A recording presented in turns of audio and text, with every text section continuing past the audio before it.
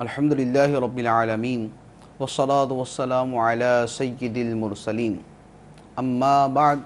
فاعوذ باللہ من الشیطان الرجیم بسم اللہ الرحمن الرحیم الصلاة والسلام علیک یا رسول اللہ وعلی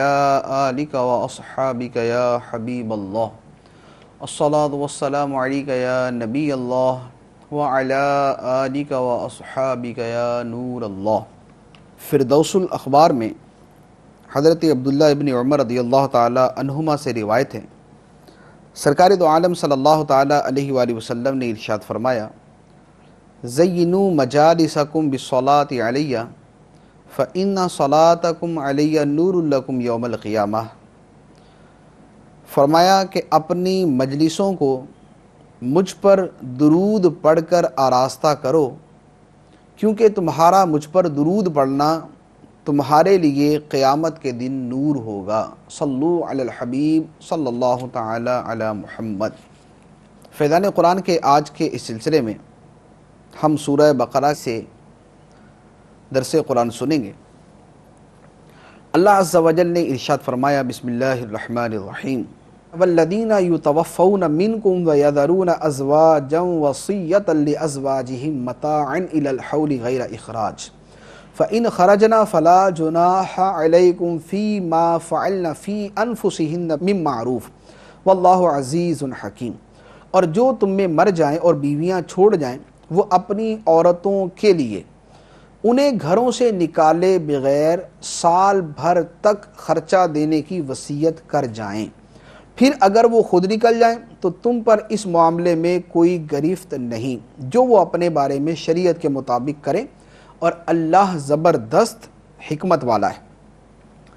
اس آیت مبارکہ میں دو مسئلے بیان ہوئے اور دونوں مسئلے ہی منسوخ۔ پہلا مسئلہ یہ ہے کہ جس عورت کا شوہر فوت ہو جائے اس کی عدت 1 سال، یہ گزشتہ آیت سے منسوخ ہے کہ عورت کی عدت جس کا شوہر فوت ہو جائے 4 مہینے 10 دن ہے، یہاں 1 سال بیان کی، یہ حکم منسوخ ہے اس دوسری آیت مبارکہ سے۔ دوسرا حکم یہ بیان کیا گیا کہ شوہر جو ہے وہ اپنی بیوی کے 1 سال تک کے خرچے کی وصیت کر جائے کہ اس کے فوت ہونے کے بعد 1 سال تک بیوی کو خرچہ دیا جائے گا۔ یہ حکم بھی منسوخ ہے، اب 1 سال تک خرچہ نہیں ہے، یہ حکم منسوخ ہے آیت میراث سے۔ جب اللہ عز و جل نے عورت کو شوہر کی میراث میں حقدار بنا دیا تو اب یہ سال بھر کے جو خرچہ دینے کا حکم تھا اس کو منسوخ کر دیا گیا۔ فرمایا وَلِلْمُطَلَّقَاتِ مَتَاعٌ بِالْمَعْرُوفِ حَقًّا عَلَى الْمُتَّقِينَ كَذَلِكَ يُبَيِّنُ اللَّهُ لَكُمْ آيَاتِهِ لَعَلَّكُمْ تَعْقِلُونَ۔ اور طلاق والی عورتوں کے لیے بھی شرعی دستور کے مطابق شوہروں پر عدت کا خرچہ ہے، یہ پرہیزگاروں پر واجب ہے۔ اللہ اسی طرح تمہارے لیے اپنی آیتیں کھول کر بیان کرتا ہے تاکہ تم سمجھو۔ اس کے بعد ارشاد فرمایا، الم تر الی الذین خرجوا من دیارہم وہم الوف حذر الموت فقال لهم اللہ موتوا ثم احیاہم ان اللہ لذو فضل علی الناس ولکن اکثر الناس لا یشکرون۔ اے حبیب، کیا تم نے ان لوگوں کو نہ دیکھا تھا جو موت کے ڈر سے ہزاروں کی تعداد میں اپنے گھروں سے نکلے، تو اللہ نے ان سے فرمایا مر جاؤ، پھر انہیں زندہ فرما دیا۔ بے شک اللہ لوگوں پر فضل کرنے والا ہے، مگر اکثر لوگ اللہ کا شکر ادا نہیں کرتے۔ اس آیت مبارکہ کے بارے میں ہے کہ بنی اسرائیل کی ایک جماعت تھی جس کے علاقے میں طاعون پھیل گیا، وہ موت کے ڈر سے اپنی بستیاں چھوڑ کر بھاگ نکلے، جنگل میں جا پڑے۔ یہ لوگ ہزاروں کی تعداد میں تھے، حکم الہی ہوا اور یہ ہزاروں کے ہزاروں مر گئے۔ پھر کچھ عرصے کے بعد حضرت حزقیل علیہ السلام کی دعا سے اللہ تعالیٰ نے انہیں زندہ فرمایا اور یہ مدتوں زندہ رہے۔ اس واقعے سے یہ درس دینا مقصود ہے کہ آدمی موت کے ڈر سے جان بچا کر کہیں بھاگ نہیں سکتا، کہیں بھی بھاگ جائے اس کو موت آئے گی ہی آئے گی۔ تو ایک تو یہ ہے کہ موت جب ہر جگہ آئے گی تو لہذا آدمی اس کے لیے تیاری کرے۔ دوسرا، اس میں مجاہدین کو ہمت اور جوش دلانا ہے کہ مجاہدین جو ہے وہ موت کے ڈر سے اپنے گھروں میں نہ بیٹھیں اور جہاد سے راہ فرار اختیار نہ کریں، کیونکہ موت تو بہر صورت آنی ہی آنی، لہذا جہاد میں نہ بھی کہ موت اب بھی آنی ہے، تو اب جہاد سے ڈرنے کی کوئی وجہ نہیں ہے، بلکہ جہاد میں شرکت کیا کرو۔ پھر فرمایا وقاتلوا فی سبیل اللہ واعلموا ان اللہ سمیع علیم، اور اللہ کی راہ میں لڑو اور جان لو کہ اللہ سننے والا جاننے والا ہے۔ من ذا الذی یقرض اللہ قرضا حسنا فیضاعفہ لہ اضعافا کثیرہ واللہ یقبض ویبسط والیہ ترجعون۔ ہے کوئی جو اللہ کو اچھا قرض دے تو اللہ اس کے لیے اس قرض کو بہت گنا بڑھا دے، اور اللہ تنگی دیتا ہے اور وسعت دیتا ہے، اور تم اسی کی طرف لوٹائے جاؤ گے۔ یہاں پر راہ خدا میں اخلاص کے ساتھ خرچ کرنے کو قرض دینے سے تعبیر فرمایا۔ یہ اللہ عز و جل کا کمال لطف و کرم ہے کہ بندہ اس کا، بندے کے پاس جو مال ہے وہ اس کا، بندے کے دل میں مال خرچ کرنے کا جو جذبہ پیدا ہوا وہ اللہ کا دیا ہوا، سب کچھ اللہ عز و جل کا ہے، لیکن اس کے باوجود اللہ تعالیٰ فرماتا ہے کہ جو اللہ کو قرض دے، تو جو اللہ کو قرض دے اس سے بندے کو اطمینان دلانا مقصود ہے کہ جیسے آدمی کسی کو قرض دیتا ہے تو وہ اس بات سے مطمئن ہوتا ہے کہ اس کی رقم ضائع نہیں ہوگی بلکہ اس کو مل ہی جائے گی، کہ قرض آدمی کو واپس مل جاتا ہے۔ اسی طرح جو اللہ کی راہ میں خرچ کرے تو وہ یہ نہ سمجھے کہ اس کا مال ضائع ہو گیا، بلکہ یہ اطمینان رکھے کہ اس نے اللہ عز و جل کی بارگاہ میں اپنا مال قرض پیش کر دیا، اللہ عز و جل اس کو لوٹا دے گا، اس کا اجر و ثواب اس کو عطا فرمائے گا اور اس کو کئی گنا بڑھا کر عطا فرمائے گا۔ کتنا؟ فَيُضَاعِفَهُ لَهُ أَضْعَافًا كَثِيرًا، اس کو کئی گنا بڑھا دے گا، یعنی اس کی حد نہیں ہے کہ کتنا بڑھائے گا، 10 گنا بھی ہو سکتا ہے، 100 گنا بھی ہو سکتا ہے، 700 گنا بھی ہو سکتا ہے، اور اس سے زیادہ لاکھوں گنا بھی ہو سکتا ہے۔ اللہ عز و جل بندے کے اخلاص اور اس کے قوت ایمانی کے پیش نظر اس کو کتنے گنا بڑھا کر عطا فرماتا ہے۔ پھر ایک تو اللہ عز و جل راہ خدا میں خرچ کرنے والے کو آخرت کا اجر و ثواب عطا فرماتا ہے،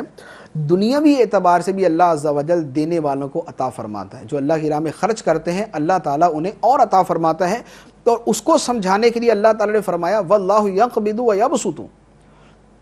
رزق میں تنگی اللہ کرتا ہے اور رزق میں کشادگی بھی اللہ کرتا ہے۔ تو تم اگر اللہ کی راہ میں خرچ کرو گے تو یہ نہ سمجھو کہ میرا مال کم ہو گیا، بلکہ یہ عقیدہ رکھو کہ رزق کم ہوتا ہے تو اللہ کی طرف سے اور بڑھتا ہے تو اللہ کی طرف سے، تو جب میں اللہ کی راہ میں دے رہا ہوں تو اللہ سے امید رکھتا ہوں کہ اللہ تعالیٰ میرے مال میں اضافہ فرمائے گا۔ پھر فرمایا الم تری الی الملأ من بنی اسرائیل من بعد موسیٰ اذ قالوا لنبی لہم ابعث لنا ملکا نقاتل فی سبیل اللہ قال هل عصیتم ان کتب علیکم القتال الا تقاتلوا قالوا وما لنا الا نقاتل فی سبیل اللہ وقد اخرجنا من دیارنا وابنائنا فلما کتب علیہم القتال تولوا الا قلیلا منہم واللہ علیم بالظالمین۔ اے حبیب، کیا تم نے بنی اسرائیل کے ایک گروہ کو نہ دیکھا جو موسیٰ کے بعد ہوا، جب انہوں نے اپنے ایک نبی سے کہا کہ ہمارے لیے ایک بادشاہ مقرر کر دیں تاکہ اس کی سرپرستی میں ہم اللہ کی راہ میں لڑیں۔ اس نبی نے فرمایا کیا ایسا تو نہیں ہوگا کہ اگر تم پر جہاد فرض کیا جائے تو پھر تم جہاد نہ کرو؟ انہوں نے کہا ہمیں کیا ہوا کہ ہم اللہ کی راہ میں نہ لڑیں، حالانکہ ہمیں ہمارے وطن سے اور ہماری اولاد سے نکال دیا گیا۔ تو پھر جب ان پر جہاد فرض کیا گیا تو ان میں سے تھوڑے سے لوگوں کے علاوہ بقیہ نے منہ پھیر لیا، اور اللہ ظالموں کو خوب جانتا ہے۔ جہاد کا پہلے حکم دیا گیا، اب اس کے بعد جہاد کی ہمت اور حوصلہ پیدا کرنے کا ایک مفصل واقعہ یہاں پر بیان فرمایا۔ موسیٰ علیہ السلام کے بعد بنی اسرائیل کی اعتقادی اور عملی حالت نہایت ہی خراب ہو گئی، بت پرستی میں پڑ گئے اور بد اعمالیوں میں پڑ گئے، سود اور رشوت اور حرام خوری میں پڑ گئے۔ اس کا نتیجہ یہ ہوا کہ اللہ عز و جل نے ان پر قوم جالوت کو مسلط کر دیا، جسے عمالقہ کہتے ہیں۔ قوم جالوت نے ان کو برے طریقے سے قتل و غارت گری کی، ان کو مارا، وطن سے نکالا، مال لوٹ لیے، گھر لوٹ لیے، ان کی زمینوں پر قبضے کر لیے اور ان کو ذلیل و رسوا کر کے نکال دیا۔ تو جب ان کے ساتھ یہ جو ہے معاملہ پیش آیا ان کی بدکاریوں اور بدعمالیوں کی وجہ سے، تو اس کے بعد اللہ عز و جل نے بنی اسرائیل میں خاندان نبوت کی ایک خاتون جو ان میں موجود تھی، اللہ تعالیٰ نے اس کو ایک بیٹا عطا فرمایا اور وہ بیٹا بڑا ہو کر نبی بنا۔ جن کا نام حضرت شموئیل علیہ السلام۔ حضرت شموئیل علیہ السلام جب اپنی قوم کے سامنے نبی بن کر تشریف لائے تو اس وقت ان کی قوم نے پہلے تو حیل و حجت کی، اس کے بعد بہرحال تسلیم کر لیا۔ تسلیم کرنے کے بعد کہا کہ آپ ہمارے اوپر کوئی بادشاہ مقرر کر دیں تاکہ اس کی سرپرستی میں ہم جہاد کریں، ہم لڑائی کریں، اور جو ہمارے اوپر ظلم و ستم ہوا ہے ہم اس کا بدلہ لیں، جو ہم مغلوب ہو گئے تو ہم اس کی جگہ غالب ہو جائیں۔ حضرت شموئیل علیہ السلام نے فرمایا کہ بادشاہ تو مقرر ہو جائے گا، لیکن یہ نہ ہو کہ تمہارے اوپر جہاد جو ہے فرض کیا جائے تو تم منہ پھیر لو۔ تو قوم نے کہا کیسے ہو سکتا ہے، ہمیں ہمارے گھروں سے نکالا گیا، ہمیں ہمارے بیوی بچوں سے جدا کر دیا گیا، ہم پہ اتنے ظلم و ستم کیے گئے، ہم پر جہاد فرض ہوگا تو کسی بھی صورت ہم منہ پھیرنے والے نہیں ہیں۔ چنانچہ اب ان کے اس کہنے کے بعد ان پر جہاد فرض کر دیا گیا۔ جب ان پر جہاد فرض ہوا تو پھر وہی ہوا جس کا حضرت شموئیل علیہ السلام نے اندیشہ ظاہر کیا تھا کہ قوم کی اکثریت نے منہ پھیر لیا۔ وقال لهم نبيهم ان الله قد بعث لكم طالوت ملكا قالوا انا يكون له الملك علينا ونحن احق بالملك منه ولم يؤت سعة من المال قال ان الله اصطفاه عليكم وزاده بسطة في العلم والجسم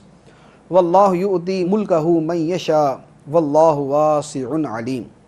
اور ان سے ان کے نبی نے فرمایا بے شک اللہ نے طالوت کو تمہارا بادشاہ مقرر کیا ہے۔ وہ کہنے لگے اسے ہمارے اوپر کہاں سے بادشاہی حاصل ہو گئی، حالانکہ ہم اس سے زیادہ سلطنت کے مستحق ہیں اور اسے مال میں بھی وسعت نہیں دی گئی۔ نبی نے فرمایا اسے اللہ نے تم پر چن لیا ہے اور اسے علم اور جسم میں کشادگی زیادہ دی ہے،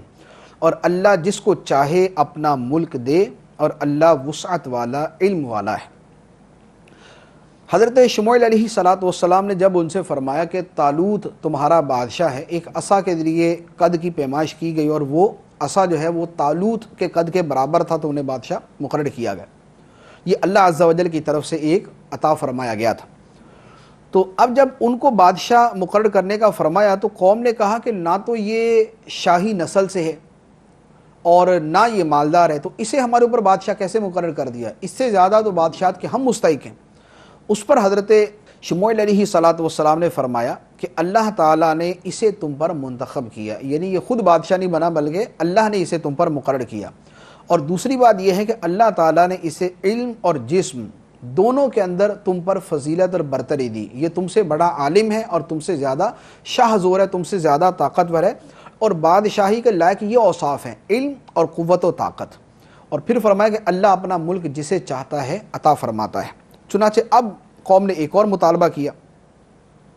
قوم نے کہا کہ اگر جو ہے یہ اللہ کی طرف سے ہمارے اوپر بادشاہ ہے تو اس کی کوئی نشانی ہونی چاہیے۔ اس پر حضرت شموئیل علیہ السلام نے جو ارشاد فرمایا قرآن پاک میں فرمایا وقال لهم نبيهم ان آیة ملکه ان یأتیکم التابوت فیہ سکینة من ربکم وبقیة مما ترک آل موسیٰ وآل ہارون تحملہ الملائکہ ان فی ذلک لآیة لکم ان کنتم مؤمنین۔ اور ان سے ان کے نبی نے فرمایا اس کی بادشاہت کی نشانی یہ ہے کہ تمہارے پاس وہ تابوت آ جائے گا جس میں تمہارے رب کی طرف سے دلوں کا چین ہے، اور معزز موسیٰ اور معزز ہارون کی چھوڑی ہوئی چیزوں کا بقیہ ہے،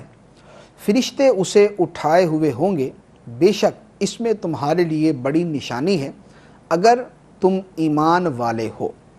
تو یہ تابوت سکینہ جو ہے یہ بطور نشانی کے بھیجا گیا۔ تابوت سکینہ کیا تھا؟ یہ حضرت آدم علیہ السلام کے ساتھ جنت سے اتارا گیا تھا، انتہائی مقدس تابوت تھا۔ انبیاء کرام علیہ السلام کے تبرکات اور ان کی تصویریں اس میں موجود تھی۔ سرکار دو عالم صلی اللہ تعالیٰ علیہ وآلہ وسلم کی تصویر اور صحابہ کرام کی تصویریں بھی اس تابوت کے اندر موجود تھیں، اور یہ ساری تصویریں اللہ عز و جل کی طرف سے بنائی ہوئی تھی، کسی بندے نے نہیں بنائی تھی۔ تو یہ صندوق جو ہے جب بنی اسرائیل پہ حملے ہوئے اور بنی اسرائیل مغلوب ہوئے تو قوم عمالقہ یہ تابوت بھی اپنے ساتھ لے گئی اور اس کی بے ادبی اور گستاخی کی، گندگی کی جگہ پہ ڈال دیا۔ چونکہ اس تابوت کی بے ادبی اور گستاخی کی تو اس کی وجہ سے ان پر عذاب الہی مسلط ہوا، کبھی کوئی بیماری، کبھی کوئی مصیبت، کبھی کوئی تکلیف، حتیٰ کہ ان کی 5 بستیاں تباہ ہو گئیں۔ قوم عمالقہ نے جب دیکھا کہ اس تابوت کی گستاخی کی وجہ سے ان کے ساتھ یہ ہو رہا ہے تو انہوں نے اس تابوت کو ایک بیل گاڑی پر رکھا اور بیلوں کو چھوڑ دیا۔ فرشتے اس تابوت کو لے کر حضرت شموئیل علیہ السلام کے پاس آئے۔ جب وہ نشانی دیکھی تو اب قوم نے جو ہے اس کو، طالوت کو، اپنا بادشاہ تسلیم کر لیا۔ اس آیت مبارکہ سے اور تابوت سکینہ سے جن چیزوں کا پتہ چلتا ہے وہ یہ کہ بزرگوں کے تبرکات کا اعزاز و احترام لازم ہے، ان کی برکت سے دعائیں قبول ہوتی ہیں اور حاجتیں پوری ہوتی ہیں۔ دوسرا یہ ہے کہ تبرکات کی تعظیم گزشتہ انبیاء علیہم السلام سے چلتی آ رہی ہے۔ چنانچہ سورہ یوسف کے اندر حضرت یوسف علیہ السلام کے کرتے کی برکت سے حضرت یعقوب علیہ السلام کی آنکھوں کی روشنی درست ہونے کا واقعہ مذکور ہے۔ تیسرا، تبرکات کی بے ادبی اور گستاخی گمراہ لوگوں کا طریقہ اور بربادی کا سبب۔ چوتھی بات یہ کہ جب تبرکات کی گستاخی، گمراہی اور بد دینی ہے تو وہ ہستیاں جن کی طرف یہ تبرکات منسوب ہیں ان کی بے ادبی اور گستاخی کس قدر سنگین اور خطرناک ہوگی۔ پانچویں یہ کہ اللہ کے پیاروں سے نسبت رکھنے والی چیزیں بابرکت اور مقدس ہو جاتی ہیں۔ چنانچہ تابوت سکینہ میں حضرت موسیٰ علیہ السلام کے نعلین شریفین، آپ کے پاؤں مبارک کے جوڑے، یہ بھی تھے، اس میں حضرت ہارون علیہ السلام کا امامہ بھی تھا، تو یہ مقدس چیزیں تھیں، تو تابوت بھی مقدس ہوا، بابرکت ہو گیا۔ اس کے بعد ارشاد فرمایا فلما فصل طالوت بالجنود قال ان اللہ مبتلیکم بنہر فمن شرب منه فلیس منی ومن لم یطعمه فانه منی الا من اغترف غرفة بیدہ فشربوا منه الا قلیلا منهم فلما جاوزه هو والذین آمنوا معه قالوا لا طاقة لنا اليوم بجالوت وجنوده قال الذين يظنون انهم ملاقو الله كم من فئة قليلة غلبت فئة كثيرة بإذن الله والله مع الصابرين۔ پھر جب طالوت لشکروں کو لے کر شہر سے جدا ہوا تو اس نے کہا بے شک اللہ تمہیں ایک نہر کے ذریعے آزمانے والا ہے،